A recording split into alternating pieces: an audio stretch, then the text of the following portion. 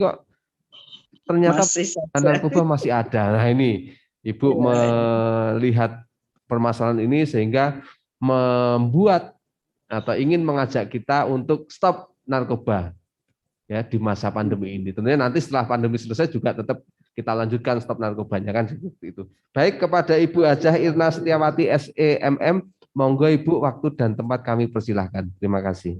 terima kasih. Assalamualaikum warahmatullahi wabarakatuh.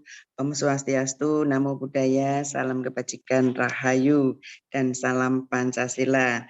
Yang terhormat Kepala Kesbangpol Provinsi Jawa Tengah, dalam hal ini diwakili oleh Bu Frigit, dan juga Pak Jamal selaku narasumber dan selaku moderator. Ada Pak Soleh narasumber, Pak Ketua Komisi A dari fraksi Golkar, dan Pak Surul Fuad anggota Komisi A dari fraksi PKB, dan Pak Mujaironi dari PKS, mohon maaf.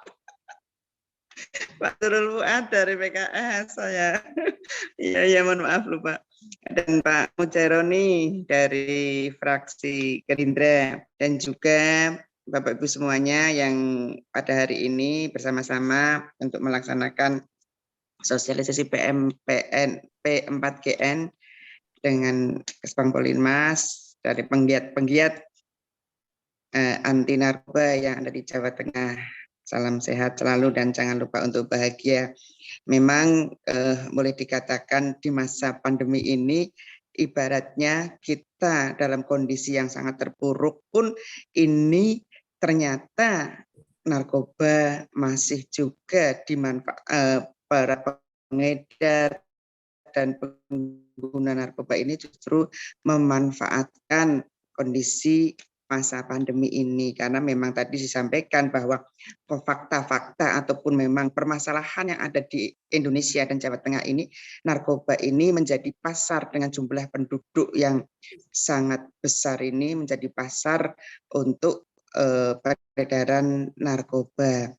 Dan memang kondisi geografis kita, kemudian dengan jumlah penduduk ini, bahkan tadi disampaikan sampai ke lapas-lapas pun ini sebagai untuk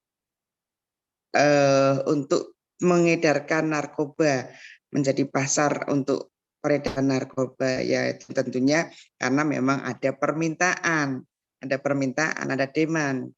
Dan tentunya kalau tidak ada permintaan ya tidak ada yang mensuplai, tentunya kan seperti itu. Namun itu tidak hanya cukup sampai di situ, karena ternyata bahwa untuk tadi disampaikan bahwa Jawa Tengah ini pun ini termasuk ranking ke-24 prevalensi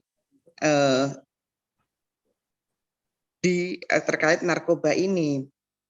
Dan yang mungkin kita tanpa kita sadari ataupun mungkin ya kita tidak berpikir bahwa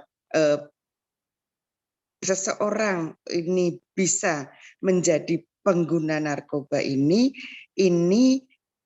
ataupun ketergantungan narkoba ini bisa karena faktor keturunan juga, kemudian faktor lingkungan, dan yang terutama adalah faktor kemudahan mendapatkan zat narkoba itu, karena memang para pengedar narkoba ini berbagai cara, dengan memodifikasi agar bisa masuk ke anak, bahkan sampai ke anak-anak pun dibuat permen, dibuat hal-hal yang menarik dan yang kita tadinya awalnya kita tidak tahu bahwa itu adalah narkoba.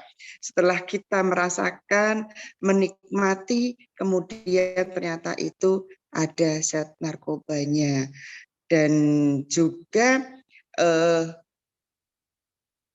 awal-awal kita tahunya bahwa kondisi yang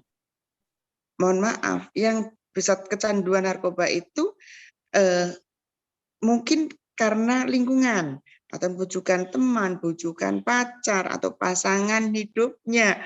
Ya mohon maaf, kejadian kemarin yang terjadi dengan penangkapan suami istri, dan ini hal yang sangat apa ya, sangat mengkhawatirkan kita. Kenapa kita justru mengajak orang-orang dekat kita untuk bisa ataupun untuk ikut menikmati narkoba.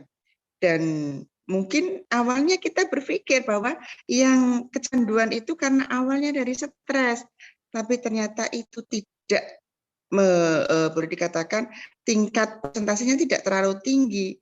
Yang berbahaya inilah yang karena kadang-kadang karena tidak tahu dampak narkobanya, itu coba-coba, lini prosentasenya sangat tinggi. Yang coba-coba ingin tahu seperti apa rasanya narkoba, ini yang bahaya ya. Makanya kita dengan sosialisasi kegiatan-kegiatan seperti ini, sosialisasi P4GN ini yang ada di seluruh Indonesia dan Jawa Tengah, dan hari ini adalah hal yang sangat baik dan cukup bisa dengan sosialisasi. Karena kondisi pandemi, maka sosialisasi kita harus membatasi pertemuan tatap muka, dan sosialisasi dengan virtual ini diharapkan sangat-sangat bisa tersampaikan kepada masyarakat, dan para penggiat narkoba yang ada di Jawa Tengah ini bisa mensosialisasikan sampai ke tingkat masyarakat, bahkan sampai ke tingkat desa, RT, RW, dan ke keluarga-keluarga, agar jangan sampai terpengaruh ataupun karena coba-coba. Ini yang paling bahaya, coba-coba untuk mencoba seperti apa narkoba. Jangan coba-coba. Mohon ini kita bisa sampaikan, dan tentunya berbagai cara sudah dilaksanakan, berbagai cara sudah dengan pengetatan penjagaan. Jangan sampai narkoba ini masuk ke Indonesia, karena tadi dari awal disampaikan bahwa masuk dari Malaysia ke Aceh, lah kondisi geografis kita yang tentunya banyak pelabuhan tidak dimanfaatkan oleh para pengedar narkoba untuk bisa masuk ke jaringan-jaringan yang terkecil. Dan tentunya masifnya penanganan narkoba ini bisa dimulai ataupun dengan penanganan yang seimbang, yaitu dengan mungkin dengan demand reduction ini adalah memutus mata rantai para pengguna narkoba. Jadi jangan agar itu di situ, agar manakala sudah kena dan rehabilitasi, harapannya masyarakat ini bisa menerima dan menjaga jangan sampai kembali mengkonsumsi narkoba lagi, apalagi sampai ketergantungan.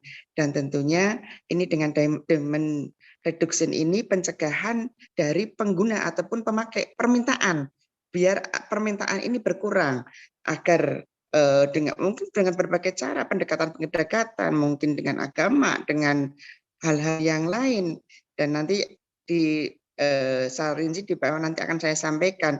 Dan ini pendekatan juga harus seimbang, penguatan, jangan sampai suplai reduction ini masuk, agar mutus mata rantai pemasok narkoba dengan hukuman-hukuman, dengan aturan-aturan yang ada, dengan penguatan hukum. Ya mungkin di Indonesia belum sampai seperti Malaysia dengan hukuman mati, dengan hukuman yang lebih keras. Namun ini kita bisa memperketat dengan aturan-aturan atau hukum yang lebih kuat, agar pengguna dan pemasok narkoba ini bisa boleh dikatakan jera dan berhenti untuk melakukan ataupun mengedarkan narkoba. Dan tentunya pada masa pandemi ini, pada masa COVID-19, ibaratnya ekonomi terpuruk, semua berhenti. Permintaan barang dan jasa ini pun berhenti. Dan karena berhenti total ekonomi terpuruk, ternyata para pengedar narkoba ini menganggap bahwa polisi, aparat penegak hukum, semua konsentrasi kepada pandemi COVID-19. Sehingga merasa, oh ini waktu yang tepat untuk memasok narkoba, karena alat kepolisian, baik semuanya alat penegak hukum, semua konsentrasi untuk bagaimana menangani COVID-19, sehingga para pengedar narkoba ini memanfaatkan mengirim barang dan masuk ke Jakarta. Ini Kapolda Metro Jaya ini menyampaikan justru pada saat masa pandemi ini dimanfaatkan untuk mengejar ataupun memasok narkoba ke Jakarta. Para bandar ini menganggap bahwa tadi saya sampaikan para polisi ini sedang konsentrasi fokus upaya-upaya pencegahan COVID-19, dan ini mereka lupa bahwa polisi ini memiliki satuan kerja khusus yang akan tetap fokus pada penanganan kasus-kasus narkoba. Dan di Res Narkoba ini, Polda Metro Jaya itu kemarin bisa berhasil menyita barang bukti 46 kg sabu-sabu dan 65.000 butir ekstasi. Ya inilah kadang-kadang para pengedar narkoba ini memanfaatkan situasi yang ada. Namun pada saat pandemi ini memang mereka berpikir juga pada saat tadi saya sampaikan bahwa itu stres. Kondisi pandemi ini banyak sekali pengurangan tenaga kerja, ekonomi menurun, apalagi untuk keluarga-keluarga yang boleh dikatakan keluarga yang usaha, bukan keluarga yang sebagai tenaga kerja ataupun keluarga yang karyawan. Ini kan usaha-usaha semua berhenti, dan ini yang stres, tertekan, sehingga yang mengaruhi untuk terjerumus ke penggunaan narkoba. Namun kita tadi saya sampaikan bahwa pencegahan narkoba itu bisa melalui ataupun memutus mata rantai permintaan, kemudian memutus rantai permintaan ini adalah pengguna, dan memutus mata rantai pensuplai kalau kita bisa memberikan pendekatan yang paling utama adalah pendekatan dengan keimanan, pendekatan dengan agama. Indonesia memiliki beberapa agama ini, dan agama itu semuanya semua agama menyampaikan bahwa narkoba ini berbahaya, dan tentunya ini menjadi, kalau pendekatan agama ini menjadi bahwa semua agama ini pasti melarang untuk penggunaan narkoba, karena dampaknya sangat luar biasa.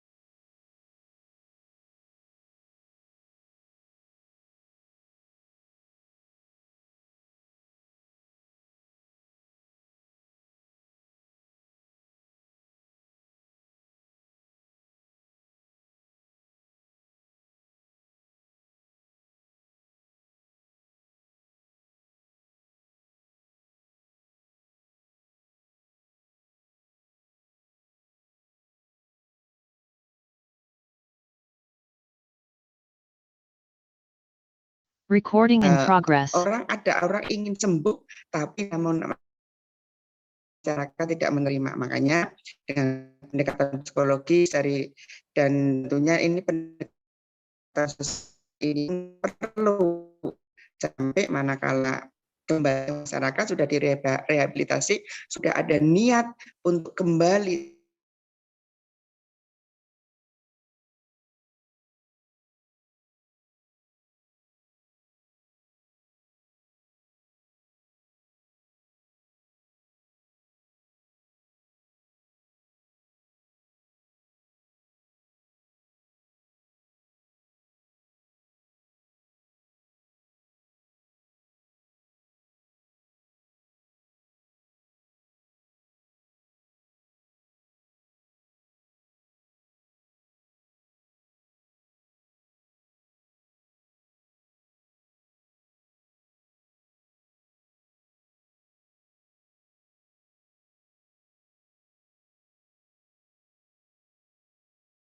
Recording in progress.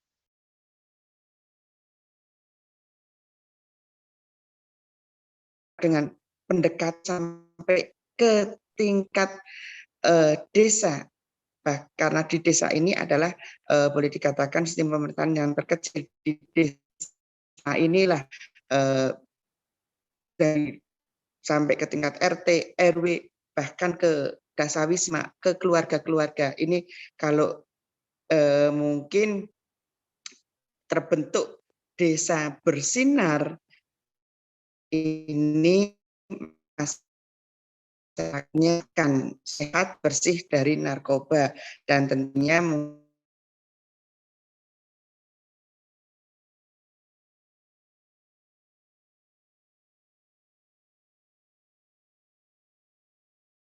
desa bersinar tentunya dengan rapat penunjukan desa bersinar